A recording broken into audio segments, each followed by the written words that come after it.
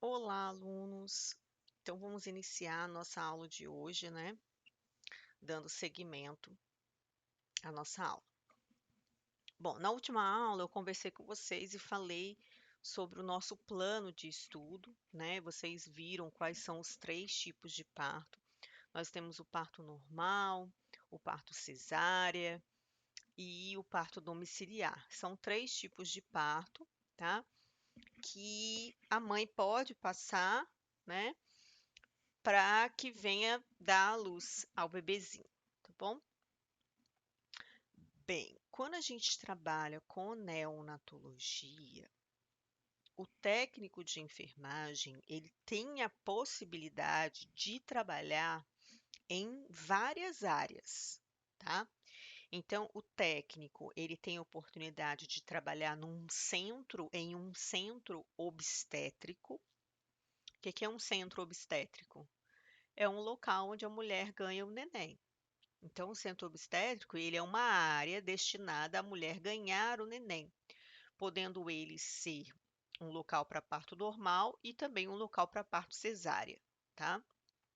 Então, podemos ter técnicos de enfermagem trabalhando neste local. Podemos ter técnicos de enfermagem trabalhando na parte de maternidade, que seria o alojamento conjunto, tá? E temos também técnicos de enfermagem trabalhando em UTIM, que é UTI neonatal, e em pediatria, tá? Mas em pediatria, se o nenenzinho nasce com algum problema, ele não vai para a pediatria. Se o nenenzinho ele nasce com algum problema, ele imediatamente ele vai para a UTIM, tá bom? Ou para o projeto Canguru, que a gente vai conversar um pouquinho sobre ele mais para frente. Bom, pessoas, vamos conversar então agora, hoje, falar sobre a aula de hoje, é sobre as etapas da assistência ao recém-nascido na sala de parto. Então, quais serão as etapas na assistência ao recém-nascido na sala de parto ainda?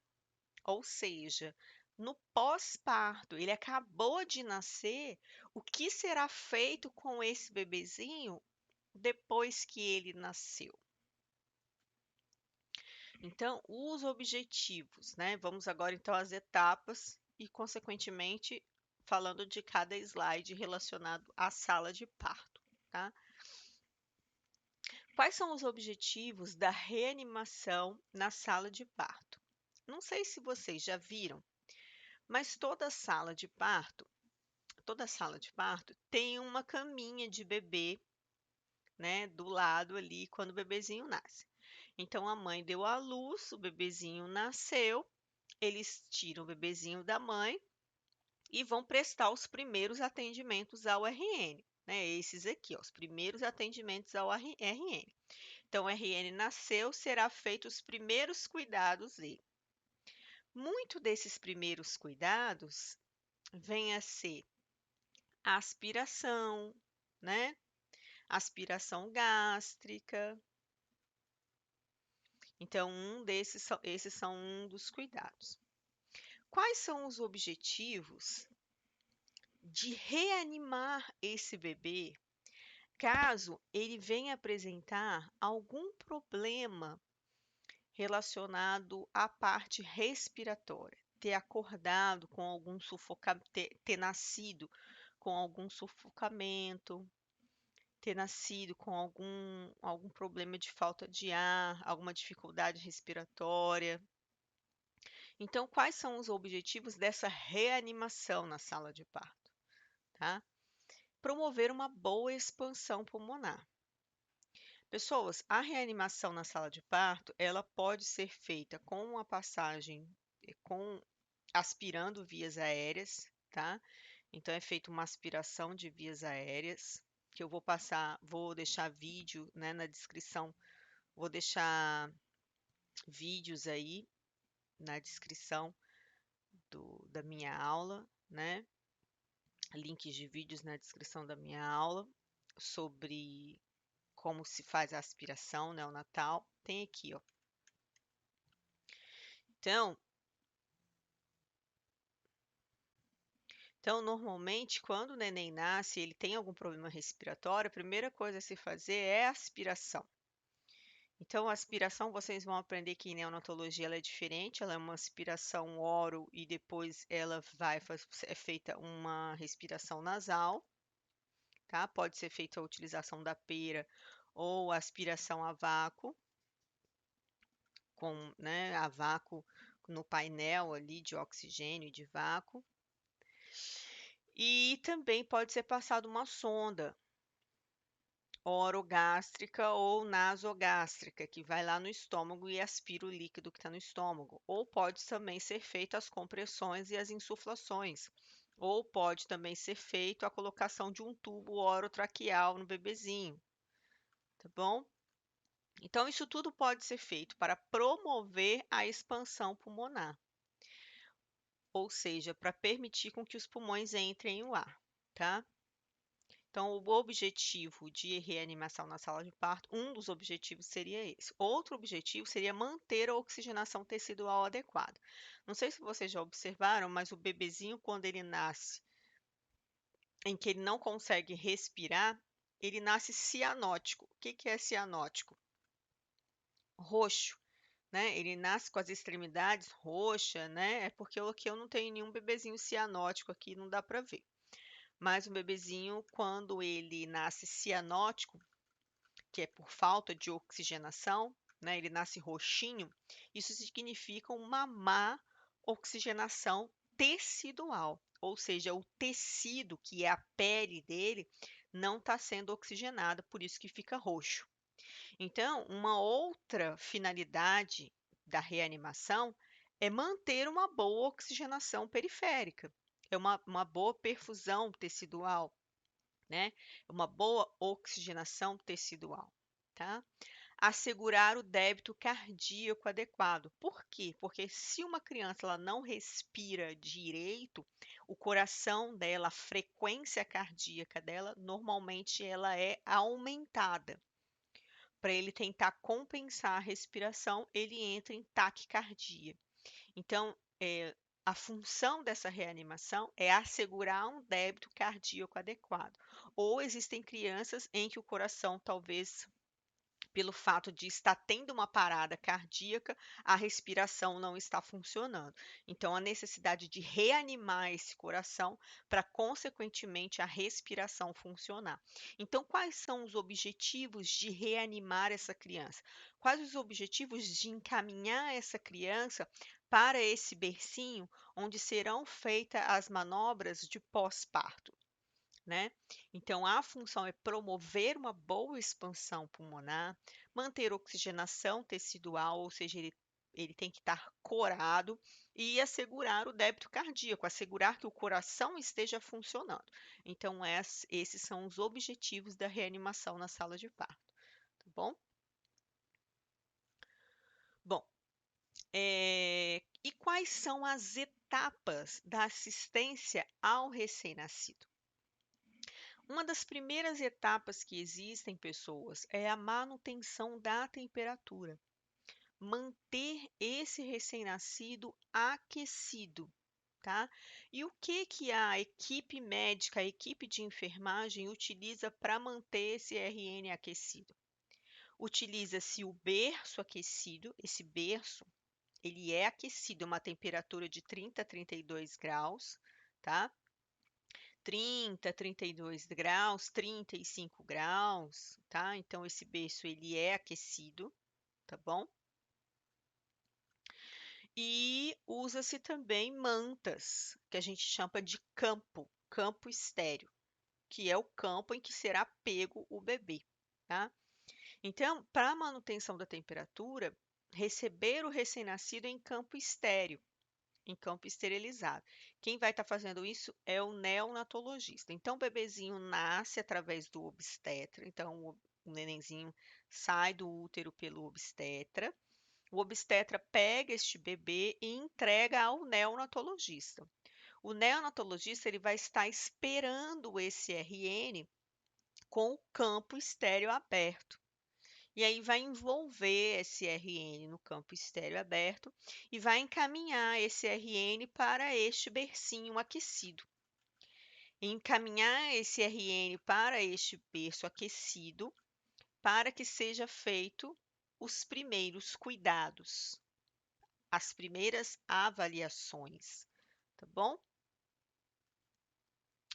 Bom, qual é o cuidado primordial que tem que ter quando pega essa criança e leva para um campo aquecido?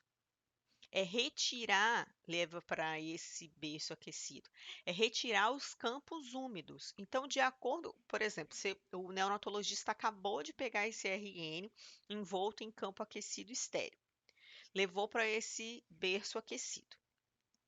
Esse berço aquecido, o berço que está aquecido, né? Esse campo que foi envolto no bebê, ele está úmido, porque o bebê acabou de sair do local molhado. Então é interessante retirar esses campos úmidos próximo do bebê, tá? E enxugar o bebezinho com uma compressa seca. Compressa são panos igual fraldinhas, que são cortados em tamanhos pequenos, tá? Mas que servem muito para a gente trabalhar dentro do hospital, trabalhar em centro cirúrgico, são chamados de compressa. É muito utilizado para secagem de mão, tá? Muito utilizado para secagem de próprios tecidos humanos, porque são tecidos esterilizados, tá bom?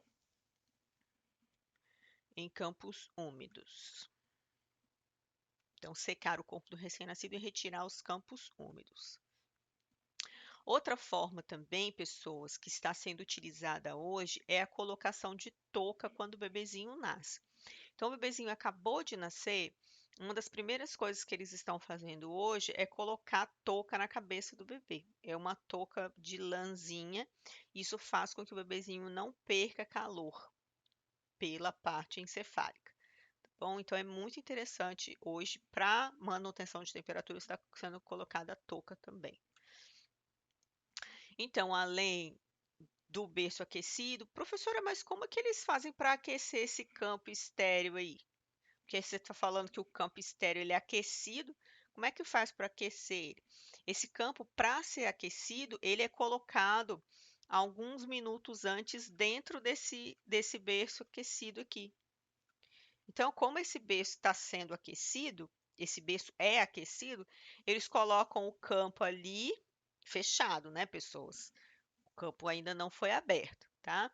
Porque depois que o campo é aberto, ele passa, ele pode ser contaminado. Então, a partir do momento ele tem que ser colocado aí fechado, né? Dentro do pacote ainda fechado, tá? Então, utiliza-se o berço aquecido para aquecer o pacote de campo estéreo. Então, pega-se o campo estéreo, coloca-se aí nesse berço aquecido antes do neném nascer, né? E aí o berço aquecido vai aquecendo esse pacote, o médico neonatologista pega esse pacote, abre esse pacote de forma estéreo, né? Que vocês com certeza devem ter aprendido em clínica cirúrgica, como que abre pacotes estéreis. Ele vai abrir esse pacote estéreo, vai abrir o campo sobre ele e vai pegar o bebê num campo estéreo aquecido. Aquecido porque foi colocado aí alguns minutos antes dentro do berço aquecido, tá bom? Então, atender o recém-nascido sob fonte de calor radiante, a temperatura deve ser de 30 a 32 graus, essa fonte de calor.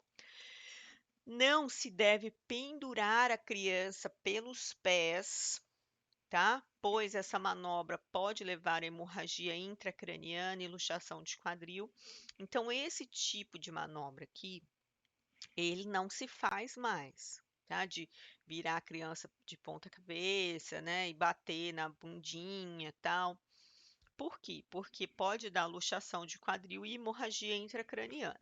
Isso aí é uma manobra que não se faz mais pelos médicos, tá bom, pessoas? Bom, outra etapa seria desobstruir as vias aéreas superiores. Quando o bebezinho nasce, pessoas, ele corre o risco de ter uma aspiração de líquido amniótico, porque ele entra muito em contato com o líquido amniótico. E qual é a manobra que se faz? Na hora que ele sai do útero, o médico, quando pega ele, pegou ele e logo em seguida que pegou ele do útero, tem que fazer essa manobra assim com ele, olha. Tem que flexionar ele. Por quê? Porque se esticar ele de forma horizontal, essa secreção entra para dentro do pulmão. Então, vocês vão notar em todos os vídeos como que o obstetra pega a criança. Então, o obstetra, o neném nasceu, ele pega a criança e dobra a criança dessa forma.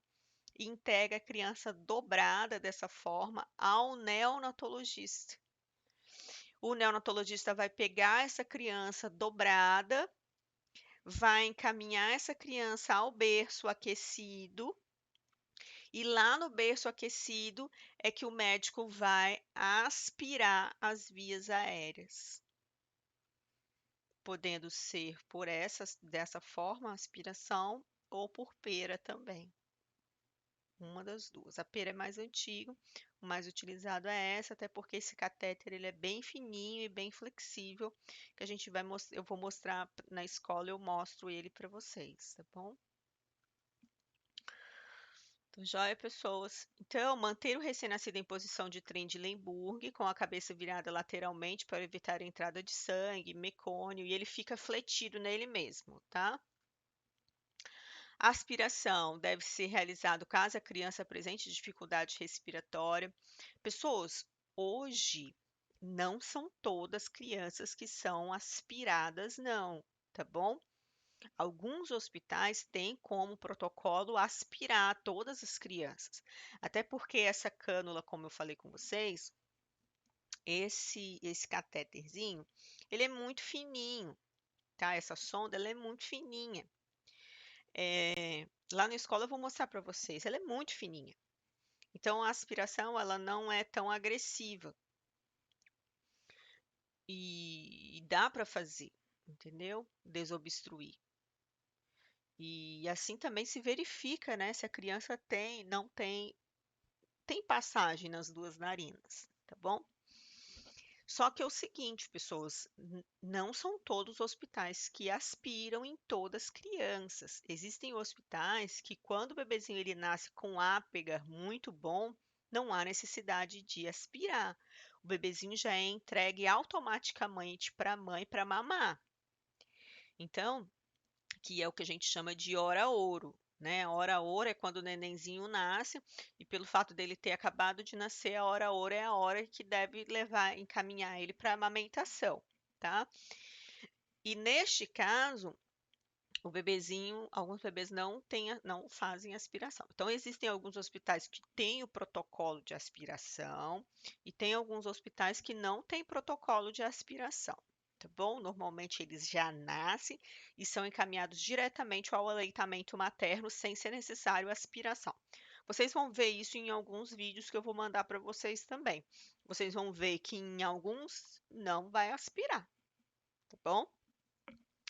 Então, a aspiração deve ser realizada caso a criança apresente dificuldade respiratória, tá? Ou um choro fraco que o médico observa, né, que tem alguma secreção ali dentro.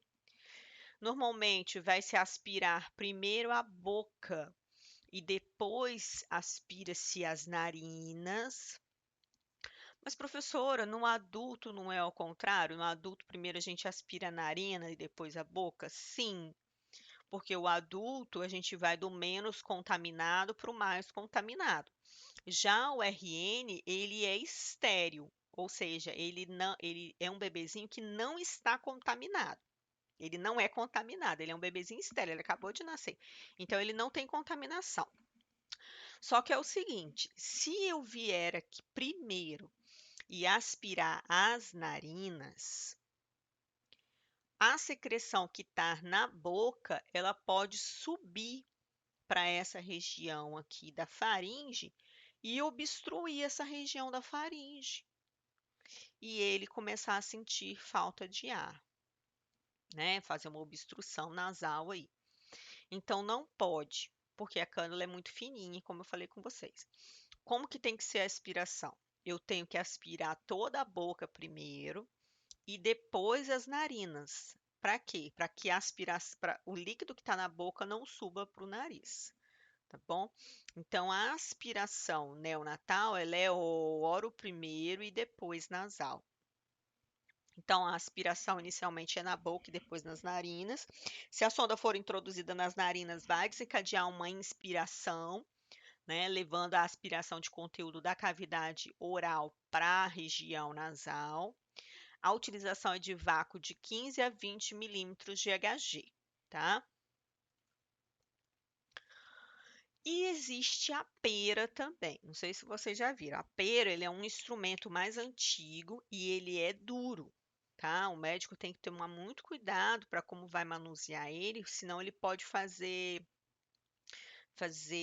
machucados mecânicos dentro da boca do bebê, tá bom? Bom, quando faz a aspiração, tem que tomar muito cuidado para não ficar tocando nessa região aqui atrás, ó. Porque aqui nós temos um nervo chamado nervo vago, e esse nervo vago, ele dá um reflexo de bradicardia, podendo levar o bebezinho a uma apneia, tá bom? Então tem que tomar muito cuidado, o médico tem que tomar muito cuidado. Não pode ficar, né, socando, ficar friccionando ali a pera nessa região aí atrás. E nem ficar aspirando por um tempo muito prolongado. Então, não aspirar por um tempo maior de 10 a 15 segundos para evitar esse reflexo vagal aqui. A criança vai evoluir para uma bradicardia e uma apneia, que é a falta de ar, né? E pulsação muito, coração muito lento. Aspiração da cavidade oral é no canto da boca, então a função dessa perinha é aspirar toda a cavidade oral. Como que aspira? A gente desinsufla essa pera, então desinsufla a pera, entra com ela desinsuflada e abre ela.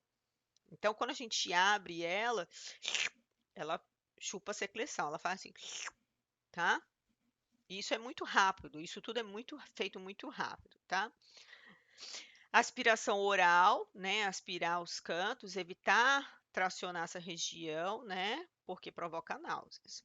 Aspirar as narinas, enfiando ela desligada e abrir ela para aspirar o líquido lá de dentro. Pessoas, quando o nenenzinho nasce, quando ele nasce, sim, na hora que ele nasce, na hora que o médico tira ele, na hora que o obstetra tira ele, o obstetra vai avaliar essa criança. Para ele avaliar essa criança, ele avalia esses parâmetros aqui dessa criança. Ele avalia o esforço respiratório, ele avalia a frequência cardíaca, ele avalia o tônus muscular, irritabilidade, cor da pele. Então, o médico, ele avalia esses 5 parâmetros na hora que o nenenzinho nasce. E depois nos 5 até os 10º minutos de vida desse bebê. Por que que eu falo isso? O nome disso é chamado APGAR. O APGAR, ele é uma avaliação da vitalidade desse recém-nascido. O APGAR, para quem já foi mãe, vocês vão olhar que o APGAR ele está contido em toda declaração de nascido vivo, toda declaração de nascimento. Tem aí o APGAR do bebê quando ele nasceu. APGAR 6, APGAR 7, APGAR 8, APGAR 10. O que significa esse APGAR? Na hora que o nenenzinho nasce, o médico fala assim, APGAR 8. O que significa isso? Isso significa que esse bebê tem uma boa vitalidade. Bebezinho nasceu, APGAR 5. Isso significa que o neonatologista vai ter que intervir nessa criança. Ou vai ter que fazer uma ressuscitação, ou vai ter que fazer uma aspiração, tá? Então, o boletim de APGAR, ele é aplicado no primeiro, no quinto e até o 10º minuto de vida do recém-nascido, para que a gente saiba, é uma avaliação do recém-nascido. É como se fosse verificar os sinais vitais desse recém-nascido. Só que normalmente, no primeiro minuto, ele é olhômetro. O médico olha para o recém-nascido e ele já consegue dar um APGAR para ele, tá bom? O APGAR, ele tem valores de 0 a 3, significa asfixia grave, 4 a 6 significa asfixia moderada, 7 a 10 significa boa vitalidade com adaptação à vida extrauterina. De 0 a 6 pessoas, esse bebezinho não vai para o alojamento conjunto, ele vai para o TI, o TIM, tá? Acima de 6, ele pode ir para o alojamento conjunto, ou com áperga 6, mas que esteja com os sinais vitais normais, tá bom? O que que acontece aqui, pessoas? O ápega, ele tem uma contagem, são 5 parâmetros, contabilizados de 0, 1, 2.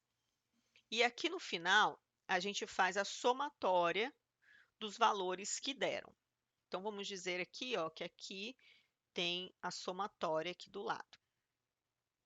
Isso aqui, pessoas, a gente faz normalmente, eu faço isso em sala de aula com vocês, tá bom? Tem uma folhinha que dá para a gente fazer. Eu vou estar enviando essa folhinha para vocês. É uma folhinha de avaliação do recém-nascido. Eu vou estar enviando ela para vocês e vocês vão estar avaliando esse recém-nascido junto comigo. E junto comigo vocês vão estar fazendo também o ápega. Então, é uma folhinha de acompanhamento do ápega do bebê, tá? Então, vamos dizer aqui, né? Aqui do lado a gente vai colocar. Aqui do lado vai estar os valores. Deixa eu ver se eu acho aqui a folhinha.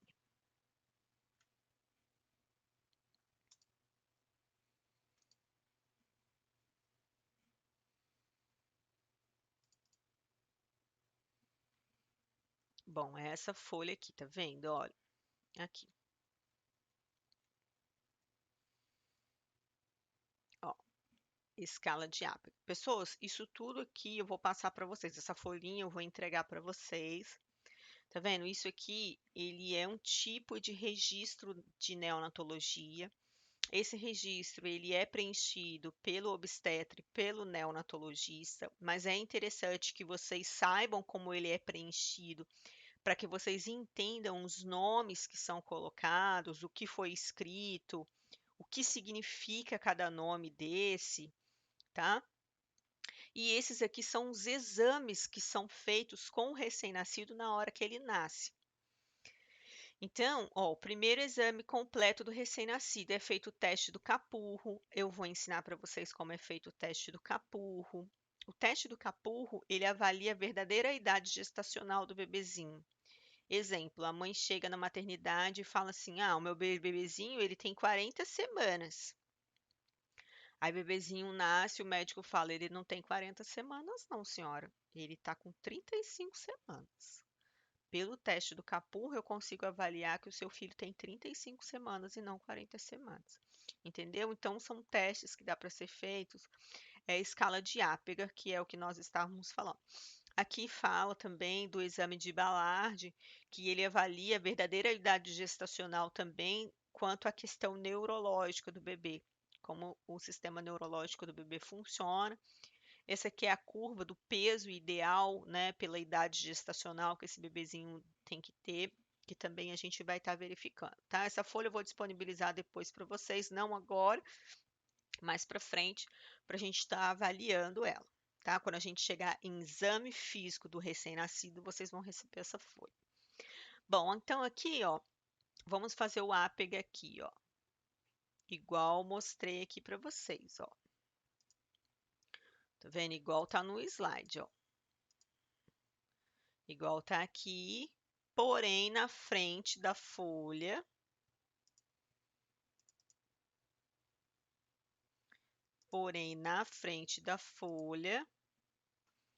tem aqui a contagem, tá bom, pessoal? Primeiro minuto, segundo minuto, primeiro minuto, quinto minuto, 10º minuto de vida.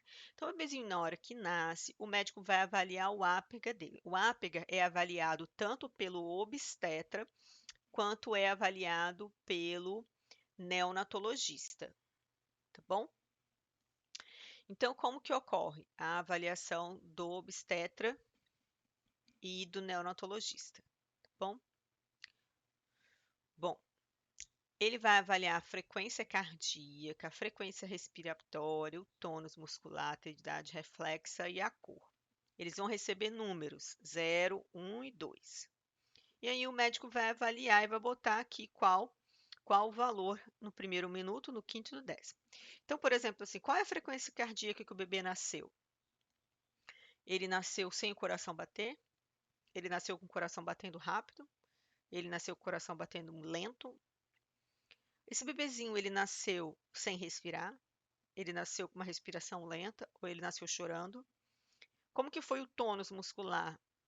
Ele nasceu todo molenguinha, ele mexia as mãozinhas, ele tinha movimentos dos braços. Como que é a atividade reflexa dele? Ele fazia caretinha, ele chorava, ele não esboçava nenhuma reação. Qual é a cor das extremidades? Ele nasceu cianótico, ele nasceu com extremidade cianótica ou ele nasceu rosadinho? E então eu vou colocar de acordo com o que ele foi me apresentando. Então eu coloco aqui. Então, se o bebezinho ele nasceu com frequência boa, frequência cardíaca boa, eu vou colocar aqui 2. Se ele nasceu com choro forte, eu vou colocar aqui 2. Se ele nasceu mexendo os bracinhos, eu vou colocar aqui 2. Se ele nasceu fazendo choro forte, eu vou colocar aqui 2. Se ele nasceu rosado, eu vou colocar aqui 2. Só que pessoas, normalmente, o bebezinho ele nunca nasce com áperga 10. Ele normalmente nasce com áperga 7, áperga 8. Por quê? Porque normalmente o bebezinho ele não nasce rosado. Ele normalmente nasce cianótico de extremidades, tá bom? Pode ser que normalmente ele tenha uma flexão somente de extremidades. Pode ser que ele não chore, que ele somente faça uma careta. Então, nem sempre o bebezinho recebe 10. Normalmente, o ápega do bebê é 8, 7, tá? Só que para nós, o parâmetro de 7 e 8 é um ápega bom. O que esse bebezinho não pode ter é um Asperger menor que 6, que seria um Asperger com asfixia moderada, que teria que ter a necessidade de uma intervenção, médica, tá bom? Então esse é o APGA. Ele é avaliado tanto pelo obstetra, então o obstetra na hora que o neném nasceu, o obstetra fala, tá, pessoas? Áperga 6. Então, automaticamente o neonatologista tem que pegar essa criança e ir lá e aspirar. Na hora que o obstetra pega essa criança e fala, áperga 10. Nossa, o neonatologista fica feliz da vida. Por quê? Porque sabe que a criança nasceu com boa vitalidade, tá bom? A aspiração do conteúdo gástrico, tá? Ele tem por objetivo testar a permeabilidade nasal, diagnosticar a atresia de esôfago fechado, além de esvaziar conteúdo gástrico quando ocorre aspiração meconial ou quando tem vestígios de mecônio. Então, quando o médico observa que o bebezinho ele está com o abdômen distendido, ele está fazendo uns barulhos de está com dificuldade respiratória, ele vai fazer a aspiração de vias aéreas superiores e pode também fazer a aspiração gástrica para retirar líquidos do abdômen, né, caso seja necessário, tá bom? Lembrando, pessoas, que a aspiração do conteúdo gástrico não é utilizada como via de regra, assim como a aspiração de vias superiores. É um procedimento invasivo e só vai ser utilizado caso realmente o médico veja que tenha necessidade, tá bom? No caso de presença de sangue, líquido amniótico, né? Em caso a criança tenha apresentado asfixia, né? Perinatal, é realizado através de uma sonda gástrica, via nasal ou via oral. Lembrando, pessoas, que a sondinha ela é muito fininha também, tá? Lá em sala eu vou mostrar para vocês que a sonda ela é muito fininha, tá joia?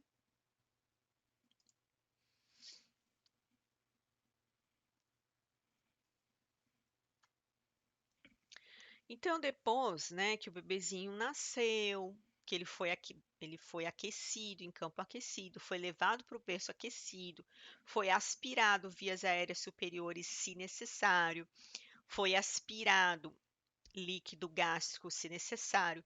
Já foi falado o seu ápiga, né?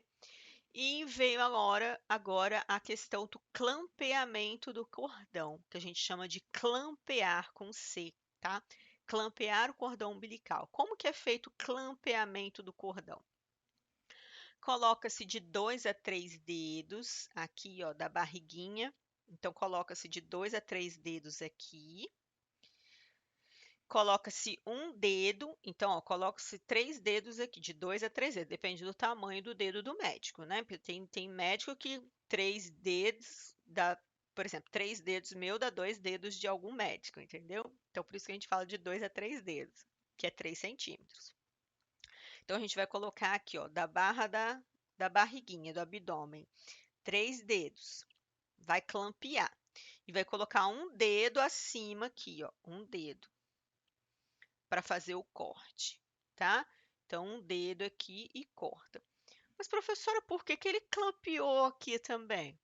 Porque vai precisar do sangue do cordão umbilical, tá bom? Então, normalmente clampeia o outro lado também, até porque suja tudo, tá? E aí faz o corte. 3 dedos daqui para cá, um dedo aqui para cima e corta com a tesoura, tá bom? A higienização do coto, não falo da barriga do neném, porque não pode passar álcool 70 na barriguinha do neném. O álcool 70 é só na gelatina, é feito com álcool 70, tá bom? Algumas instituições, elas estão querendo acabar com a utilização do álcool 70, porque algumas mães estão passando o álcool 70 na barriguinha do neném. E isso está dando hiperemia e machucando a pelinha do neném, tá bom? Então, é álcool 70 no coto só na gelatina. Pessoas, o cordão umbilical, ele é isso aqui, ó. Ele é gelatinoso, tá? Então, o cordão umbilical, ele é gelatinoso e dentro dele tem 2 artérias e uma veia. Por que, professora, tem 2 artérias e uma veia? Porque uma artéria sobe aqui dentro da barriga do bebê, tá vendo? O umbigo é assim, pessoas. O cordão umbilical, ele é assim. Aqui por dentro tem uma artéria subindo e aqui tem uma artéria descendo. E tem uma veia que suga, né? Que drena todo esse sangue sujo, tá? Então tem 2 artérias e uma veia. E esse aqui é o cordão umbilical. Existem bebezinhos em que o cordão umbilical ele nasce grosso, existem bebezinhos em que o cordão umbilical ele nasce mais fino, tá? E isso vai depender de bebezinho para bebezinho, tá bom? No momento do clampeamento do cordão, pode ser colhido a tipagem do sangue. Então, quem for trabalhar em centro obstétrico, que é centro de para ganhar neném, o técnico de enfermagem que trabalha nesse local, além de manter o berço aquecido com sempre limpinho, né? Lençóis limpos, com as aparelhagens necessárias para, se necessária, intubação, aspiração. Além de se manter tudo isso, né? Manter a gestante em posição, puncionar a veia da gestante, além de tudo isso, o técnico que trabalha em centro obstétrico, ele também faz a coleta da tipagem sanguínea do bebezinho. E a coleta da tipagem sanguínea do bebezinho é feito pelo cordão umbilical. Então, a gente colhe o sangue da mãe, é colhido o sangue da mãe até mesmo, né, antes do parto, muitas das vezes, é colhido o sangue da mãe. E é colhido também a tipagem sanguínea do RN. Só que é colhido do o cordão umbilical, porque é a mesma tipagem sanguínea. Pessoas, a placenta, quem cria a placenta é o RN. Então, a placenta não é do sangue da mãe. Quem criou a placenta não foi a mãe. Quem criou a placenta para absorver os nutrientes maternos foi o RN. Então, a placenta é do tipo sanguíneo dele. Por isso que a gente colhe o sangue do cordão umbilical, que vai ter ali a tipagem sanguínea dele, tá bom? Professor, e como que é feita essa coleta? Vocês vão fazer o seguinte, isso é muito normal, tá? Na hora do parto, o bebezinho nasceu, aí o bebezinho nasceu, existe a segunda saída. Isso, pessoas, tanto no parto normal quanto no parto cesárea. Eu falo bastante assim porque eu sou coletadora de células-tronco. Eu faço coleta de células-tronco, né? Através disso aqui, ó. Depois eu mando um vídeo para vocês como que trabalha com coleta de células-tronco. Então, eu faço coleta de células-tronco. Como que acontece isso? A mãe vai ganhar um neném, aí eu sou avisada que a mãe vai ganhar um neném, eu sou encaminhada para o hospital, então eu vou para o hospital e chego lá, eu fico no centro obstétrico esperando a mãe dar à luz, ou dar à luz cesárea ou dar parto normal. E aí, quando a mãe dá à luz, eu estou lá junto, né? E na hora que o bebezinho nasce, eu vou lá no cordão umbilical e faço a coleta do sangue através do cordão umbilical. Com vocês não fica muito diferente. Aí o que que acontece? Normalmente, quando tem uma coletadora, vocês normalmente pedem o sangue para a coletadora, tá? Quando não tem a coletadora, vocês vão se dirigir ao médico e falar, doutor, não esquece do meu sangue. Que às vezes, normalmente, ele vai pedir uma cuba-rim para você, ou vai pedir uma compressa e vai te dar a placenta, e aí você vai fazer a coleta do sangue da placenta pela cuba-rim ou pela compressa que você pegou, tá bom? Então, normalmente é assim que acontece. Na sala de aula fica mais fácil para a gente, eu explico para vocês depois. Pessoas, as nossas práticas, todas elas vão acontecer, tá? Eu gosto de fazer bastante prática, sinais vitais, avaliação do RN, né? Medidas antropométricas, isso aí a gente faz em sala de aula, tá bom? Na escola. Bom, então é feito coleta, né? No momento do clampeamento do cordão, colhe-se a tipagem sanguínea. Então a gente pede para o doutor, mas o doutor nunca esquece, tá? Nunca, normalmente, o médico esquece que a gente tem que fazer a coleta de sangue, tá? Esse aqui, pessoas, é o cordão umbilical depois que o nenenzinho nasceu. Então, o bebezinho nasceu, ele tem o nome disso aqui agora é chamado coto umbilical, tá?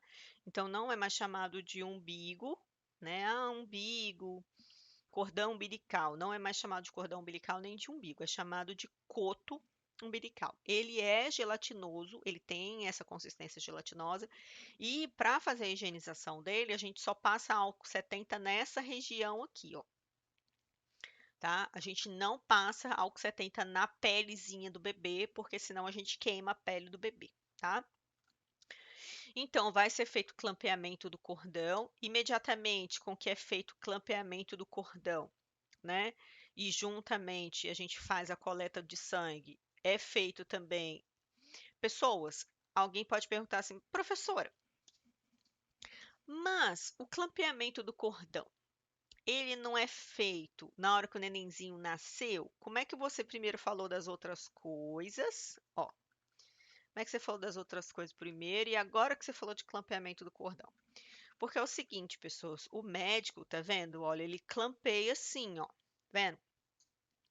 Mas ele não corta rente à barriga. O obstetra clampeia, olha o tamanho que ele clampeou. Então, o bebezinho nasceu, o obstetra clampeia desse tamanho aqui. É nessa hora que o obstetra clampeou que a técnica de enfermagem pega o sangue, colhe a tipagem sanguínea, tá? Então, ele clampeou assim.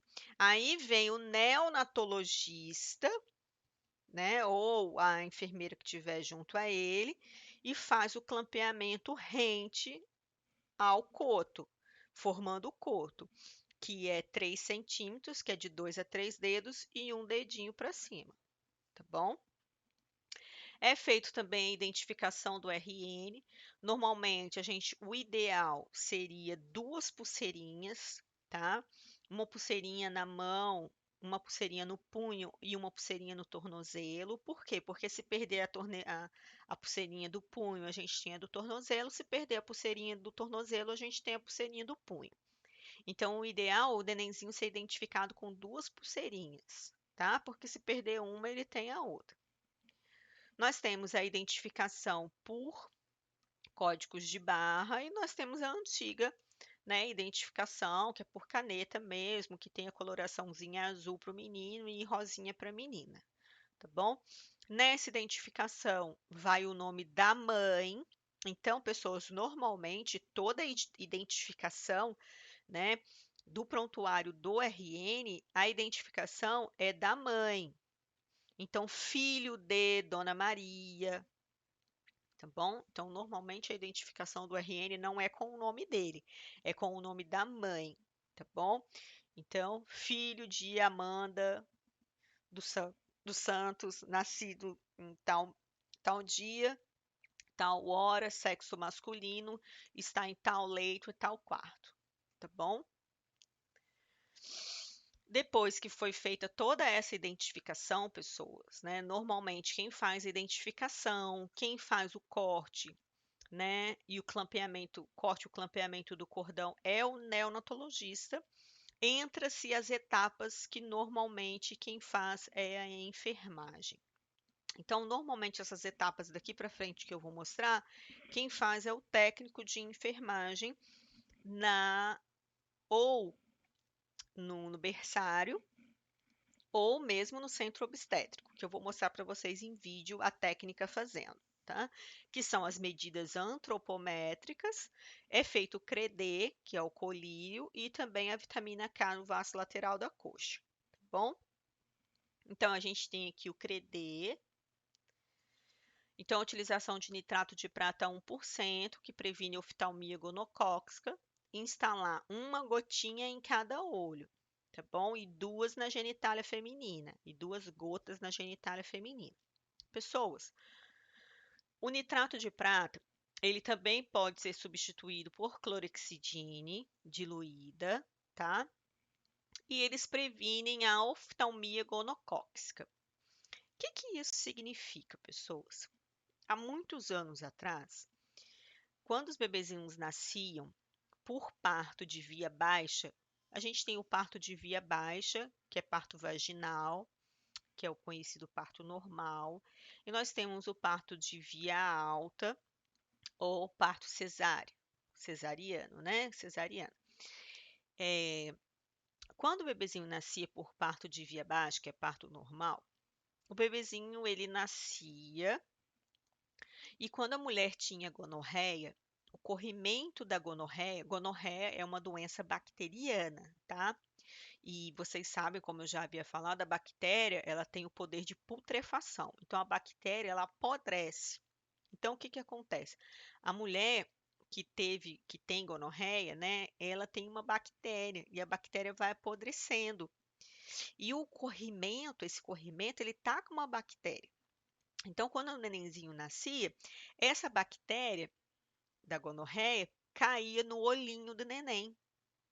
E logo depois o nenenzinho apresentava uma conjuntivite gonocócica, né? Que é a oftalmia gonocócica. Era uma doença na conjuntivinha dele que deixava ele cego, que poderia deixar ele cego. Então, começou a se administrar um colírio de nitrato de prata 1% ou clorexidine diluído para pingar no olhinho do neném para evitar com que ocorra a oftalmia gonocócica. Só que a gente sabe, pessoas, que não tem como ocorrer oftalmia gonocócica nascendo de cesárea. Só que mesmo em via alta, eles fazem o credê ocular, conhecido como credê ocular, eles fazem o credê ocular para evitar conjuntivites de qualquer espécie, entendeu? Então, como uma forma de prevenção, eles fazem o credê ocular, tá? É pingado uma gotinha no canto interno do olho, a gente vai fazer a prática, e duas gotinhas na genitália feminina, tá bom?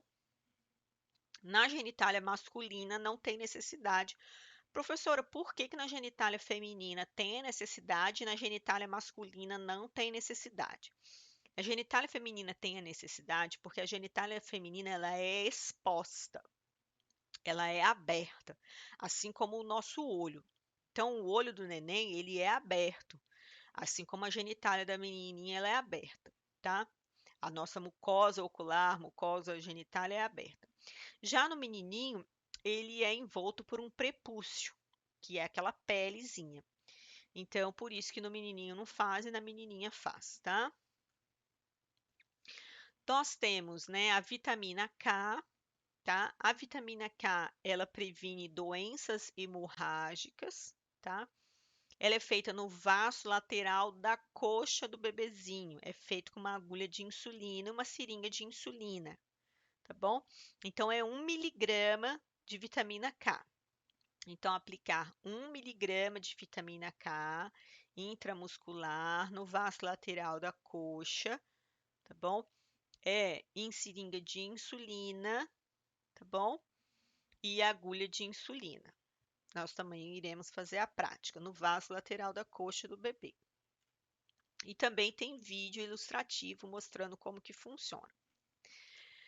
As medidas antropométricas também podem ser feitas pelo técnico de enfermagem, que é pesar comprimento do bebê, altura do bebê, perímetro cefálico, perímetro torácico e perímetro abdominal desse bebê, tá? O peso do bebê, o bebezinho ele varia, normalmente ele vai variar de 2.500 a 3.200 o peso dele. Normalmente um bebê que nasce abaixo de 2.500, ele é considerado baixo peso. Isso para 50 centímetros, tá, pessoas?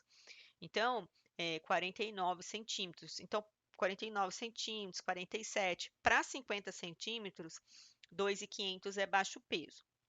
Então, o ideal é que a criança tenha entre 2.500 a 3.200 quilogramas, tá bom? Que a gente fala de 2.500 gramas, 3.200 gramas, conta-se em gramas, tá? Hoje a gente utiliza a balança eletrônica, tá? E a gente normalmente fala em grama, 2.500 gramas, 3.200 gramas, tá? O bebezinho, ele mede aproximadamente 50 centímetros. 3 centímetros, podendo variar 3 centímetros para baixo e podendo variar 3 centímetros para cima. Ou seja, ele pode variar de 47 centímetros a 53 centímetros. Nós vamos então fazer as medidas antropométricas, medir cabeça, tórax e abdômen. Pessoas, isso é padrão nacional, tá bom? Nós temos perímetro cefálico. Perímetro cefálico normal, ó, 35 centímetros, podendo variar 2 para baixo, 2 para cima. Tá vendo? Aqui deu 34 centímetros, tá? Então, ele pode variar 2 para cima e 2 para baixo. Perímetro torácico, 33 centímetros, podendo variar 3 para baixo, 3 para cima, ó, de 30 a 33 centímetros, tá? E o abdominal, 34 centímetros. Isso também pode variar. Se vocês observarem, os perímetros cefálico, torácico e abdominal, todos eles variam na casa do 30. 33, 34, 35. 33, 34, 35. Tá? Qual é a observação? A observação é que se normalmente esses perímetros eles dão muito acentuado ou muito pequenininho, talvez seja indicação de uma má formação, tá? Só que nós, como equipe de enfermagem, nós não iremos diagnosticar nada. Em casos de alteração no perímetro cefálico, torácico e abdominal, a gente vai comunicar ao neonatologista ou ao pediatra. Tá joia? E fazer as medições, tá?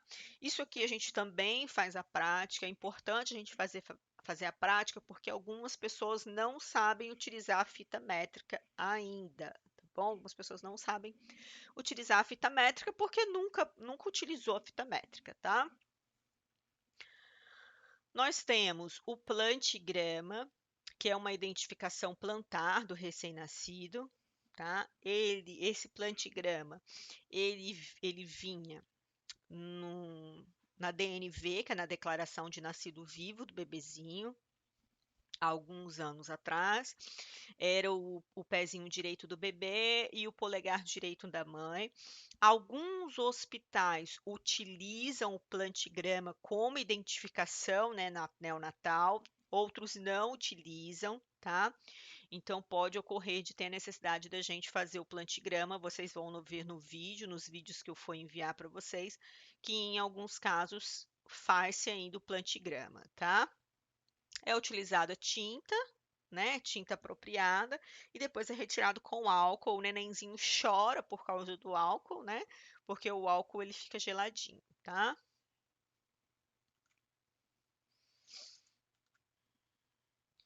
Quando vocês forem transportar, então depois que é feito todas essas medidas antropométricas e tudo mais, esse nenenzinho ele vai ser trocada a roupa dele, tá? Vai ser dado uma limpadinha nele com a compressinha. Não está sendo banho, como eu havia falado com vocês. O banho hoje ele está sendo feito 24 horas depois do parto. Pessoas, não significa 24 horas mesmo. Exemplo, eu tive meu filho meia-noite. Não significa que eu vou dar banho nele só meia-noite do dia seguinte. Não significa isso. Significa que normalmente as crianças nascem e de manhã é dado banho normalmente, tá bom? Eles estão evitando dar o banho logo que a criança nasce para evitar perda de calor, tá?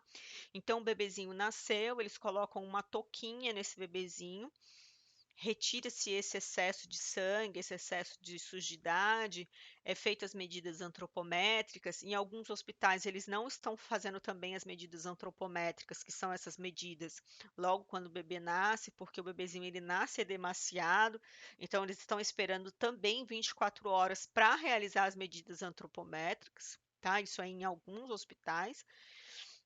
E depois aí, né, que esse bebezinho tiver mais apto à vida, é que ele vai tomar o seu primeiro banho. O primeiro banho ele é dado com a presença da mãe, com a presença dos pais, e é ensinado à mãe, é ensinado ao pai como que é dado o primeiro banho do bebezinho, sendo o primeiro banho é o banho de imersão, em que se lava primeiro a cabecinha e depois lava-se o corpo, tá bom? Bom, pessoas, vocês não poderão transportar essa criança de um lado para o outro no colo. Sempre o transporte vai ser em berço aquecido e em carrinho. Então, nunca vocês poderão carregar essa criança no colo. Vamos dizer que vocês vão ver isso no vídeo que eu vou mandar para vocês. Vamos dizer que vocês estão no centro obstétrico e precisem ir para a maternidade, que é o alojamento conjunto. Vocês não vão com o bebezinho no colo do centro obstétrico à maternidade. Vocês vão envolto ele, né? Vai colocar ele envolto de um campo estéreo aquecido, limpo, não úmido.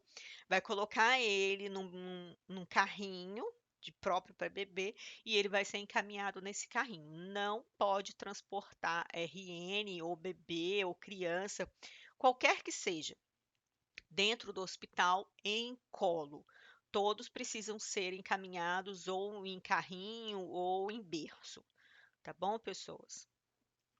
Sempre em campo aquecido, os bebês aptos são aqueles com boletim maior que 6, Apgar maior que 6. Bebezinhos com Apgar menor que 6 são encaminhados ao TIM, tá? Para ter um parâmetro maior. As pessoas às vezes têm uma ideia muito errada de UTIM. As pessoas acham que o TIM é que a criança está morrendo, né? Nossa, meu Deus, está na UTIM, está morrendo. Às vezes não necessariamente isso. O bebezinho ele vai para a UTIM porque não tem como ele ir para o alojamento. Um bebezinho que não consegue respirar direito ainda, um bebezinho que está com uma sonda, um bebezinho que está precisando tomar uma medicação na veia por uma bactériazinha ou algo do sentido, não tem como esse bebezinho ele estar no alojamento conjunto. Então, esse bebezinho, ele precisa ficar na UTI.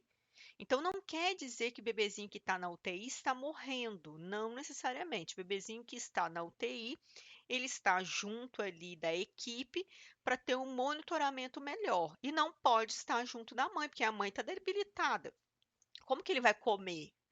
Como que ele vai sobreviver ali? Porque se ele der algum problema, a única pessoa que está do lado dele é a mãe. E já na UTI, não. Toda a equipe está ali, todo mundo toda hora está verificando sinais vitais, toda hora está olhando o bebezinho. Então tem a possibilidade de intervir o mais rápido possível, tá? Então o TIM, que é o UTI neonatal, não significa que o bebezinho está morrendo. Significa que ele precisa ter um cuidado mais intensivo, um cuidado mais integral, tá bom? Os bebês que recebem nota menor serão encaminhados para o TIM. Bom, o RN ele vai ser apresentado à mãe, né, para contato pele a pele, vai ser colocado para mamar, né, vai ser envolvido em campo aquecido, vai estimular o aleitamento materno, isso tudo depois que o áperga dele for avaliado, depois que o médico obstetra, o médico neonatologista fizer o exame físico avaliativo desse recém-nascido através, né, desse exame aquele exame que eu havia mostrado para vocês, né? Através desse exame, cadê?